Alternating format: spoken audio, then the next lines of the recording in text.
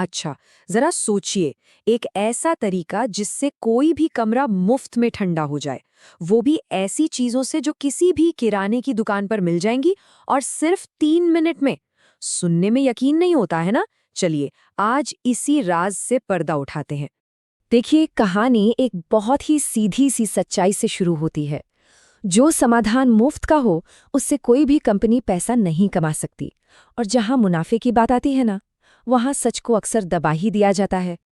15 degree Fahrenheit ये कोई मामूली गिरावट नहीं है। मतलब ये उतनी ही ठंडक है जितनी शायद एक महंगा एयर कंडीशनर देता होगा। और ये सब हुआ बिना किसी बिजली के। और यही बात हमें दिखाती है एक ऐसी टेक्नोलॉजी की ताकत जिसे एक $240 बिलियन की इंडस्ट्री ने हमसे छिपाने की पूरी कोशिश की। और क्यों? क्योंकि ये तकनीक बिल्कुल मुफ्त है। तो चलिए, थोड़ा समय में पीछे चलते हैं, साल 1978 में। एक ऐसी घटना जिसने 4000 साल पुराने एक राज को फिर से दुनिया के सामने ला दिया और फिर उसे बड़ी ही खामोशी से दफना भी दिया गया। ये है हैरोल्ड फेंटन, एक इंजीनियर जिन्होंने फीनिक्स की उस झुलसा देने वाली गर्मी में एक बहुत ही सरल लेकिन कह सकते हैं क्रांतिकारी प्रयोग किया। सिर्फ 2 मिट्टी के बर्तन, गीली रेत और एक सूती कपड़े से उन्होंने कुछ ऐसा कर दिखाया जो लगभग नामुमकिन सा लगता था। और उनकी इस खोज पर कमर्शियल कूलिंग इंडस्ट्री का क्या रिएक्शन था? कुछ भी नहीं, बिल्कुल सन्नाटा। एक भी HVAC बनाने वाली कंपनी ने उनका डेटा नहीं मांगा। पता है क्यों? क्योंकि फेंटन ने जो दुनिया को दिखाया था, वो कोई नई खोज नहीं थी, वो एक भूली बिसरी सच्चाई थी। तो यहाँ सबसे जरूरी बात ये समझने की है कि ये कोई नया जमाने का जुगाड़ नहीं है। ये तो एक प्राचीन आजमाया हुआ विज्ञान है जिसे दुनिया भर की सभ्यताओं ने इस्तेमाल किया। मिस्र के फिरौन हो, फारस के सुल्तान हो या फिर भारत के महाराजा, गर्मी से जूझने वाली हर प्राचीन सभ्यता ने बिना एक दूसरे से बात किए एक ही सरल और असरदार थर्मोडायनामिक समाधान खोज निकाला था। तो भाई, इस प्राचीन जादू के पीछे का विज्ञान आखिर है क्या? बहुत ही आसान है। इवेपोरेटिव कूलिंग, बिल्कुल वैसे ही जैसे पसीना आने पर हमारा शरीर ठंडा महसूस करता है। ये वही सिद्धांत है, बड़े पैमाने पर। इसे ऐसे समझिए, जब पानी भाप बनता है तो वो अपने आसपास की गर्मी को खींच लेता है, और हर एक पाउंड पानी जो भाप बनता है वो अपने साथ 1000 BTU गर्मी ले जाता है। और मजे की बात जानते हैं?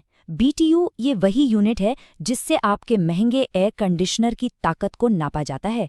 मतलब साफ है, सिर्फ पानी और हवा से असली नापने लायक कूलिंग पावर पैदा हो रही है। तो सवाल ये उठता है कि 4000 साल पुराना ज्ञान 50 साल से भी कम समय में कैसे भुला दिया गया? कैसे? हुआ ये कि बिजली वाले एयर कंडीशनर बहुत तेजी से अपनाए गए, और जैसे जैसे घरों में AC लगते गए वैसे वैसे पुराने और असरदार तरीकों की यादें भी धुंधली पड़ती चली गई। लेकिन बात सिर्फ भूलने की नहीं थी। कुछ दस्तावेज बताते हैं कि ये एक सोची समझी मुहिम थी, एक मुफ्त के समाधान को बेकार या पुराना बताकर, ताकि लोग अपना महंगा समाधान खरीद सकें। और यहाँ सारी बात आकर टिकती है बिजनेस मॉडल पर। एक गीला तौलिया आपको हर महीने बिजली का बिल नहीं भेज सकता, उससे कोई लगातार कमाई नहीं होती। तो चलिए, अब उस खोए हुए ज्ञान को वापस लाते हैं 2 बहुत ही आसान तरीकों के साथ, जिन्हें अभी इसी वक्त बनाया जा सकता है। ये है सबसे आसान तरीका। बस एक कटोरा पानी और एक तौलिया चाहिए। इसे खिड़की पर टांग दीजिए और फिर देखिए तापमान कैसे गिरता है। वाकई इतना ही आसान है ये। और ये वही एडवांस्ड सेटअप है जिसका इस्तेमाल हैरोल्ड फेंटन ने किया था। ये एक छोटा कुदरती रेडिएटर जैसा है जो लगातार ठंडक देता रहता है। बस शर्त ये है कि रेत गीली रहनी चाहिए। और ये सिर्फ किताबी बातें नहीं हैं, ये असल जिंदगी में काम करता है। ये जो कोट हम देख रहे हैं, ये इस सिस्टम के असर का जीता जागता सबूत है। सोचिए जरा, बिजली के बिल में कितनी बचत हो सकती है। तो इन सब बातों से हम कहाँ पहुँचते हैं? चलिए, अब उस $240 बिलियन के सवाल का सामना करते हैं। मिस्र के लोग ये जानते थे, फारस के इंजीनियरों ने इसे और बेहतर बनाया, और हैरोल्ड फेंटन ने 1978 में इसे फिर से साबित कर दिया। फिजिक्स तो नहीं बदली। $240 बिलियन, ये दुनिया भर की HVAC इंडस्ट्री की सालाना कमाई है।